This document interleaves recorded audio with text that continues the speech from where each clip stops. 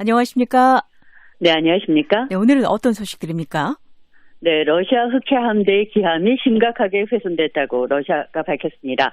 러시아는 화재로 인한 폭발, 우크라이나는 미사일로 타격한 거라고 주장하고 있습니다.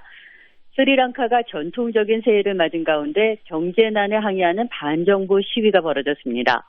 우주에서 중국과 러시아의 도전이 거세다고 미국 국방정보국이 지적한 소식 이어서 전해드리겠습니다. 네.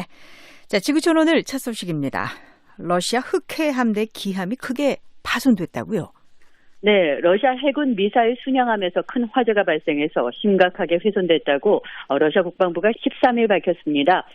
러시아 국방부는 모스크바 함의 이 탄약고에서 폭발이 일어났고 승조원들은 모두 구조됐다고 말했습니다. 네, 그런데 이 화재의 원인을 놓고 우크라이나 쪽에서는 다른 얘기가 나오고 있는 거네요. 네, 그렇습니다. 러시아 국방부 발표보다 몇 시간 앞서서 이 흑해 연안의 오데사 주지사가 이 텔레그램에 모스크바함 폭발 소식을 알렸는데요.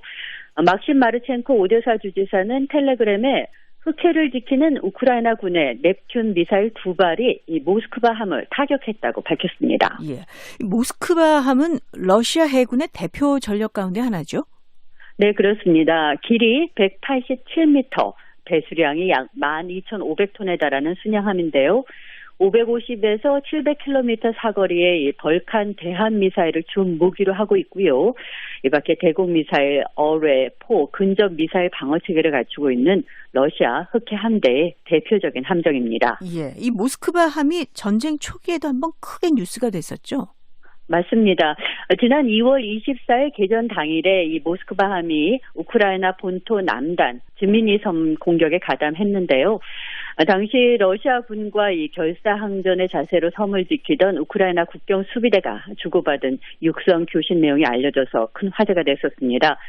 주요 언론들은 승조원 500명 이상을 태울 수 있는 거대한 전함과 13명 병사 간의 이 대치를 거인과 소년의 싸움에 비교하기도 했습니다. 네, 이 화재의 원인을 놓고 양측의 주장이 엇갈리긴 합니다만 일단 모스크바함이 심각하게 훼손됐다는 거 이건 사실이네요. 네, 러시아 국방부가 인정한 거고요.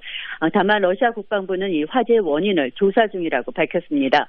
러시아 국방부는 또 이 승조원 구조와 관련해서 모두도 구조됐다고만 밝히고 이 부상 여부는 공개하지 않았습니다. 예.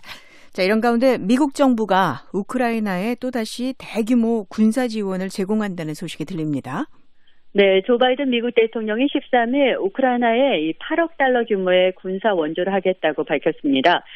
바이든 대통령이 이날 볼로디미르 젤렌스키 우크라이나 대통령과 약 1시간에 걸쳐서 통화했는데요. 통화 후에 성명을 내고 이 같은 대규모 추가 군사 지원을 전격 발표했습니다. 네, 자, 바이든 대통령이 성명에서 어떤 얘기했습니까?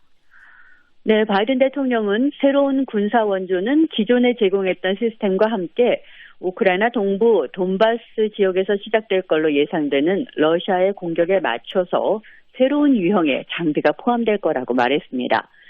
바이든 대통령은 또 미국인들은 자유를 위해서 싸우고 있는 용감한 우크라이나 국민 곁에 계속해서 있을 거라고 강조했습니다. 네, 자, 그러면 이번에는 구체적으로 어떤 무기 체계가 제공됩니까? 네, 존 커비 국방부 대변인이 이날 기자들에게 관련 설명을 했는데요.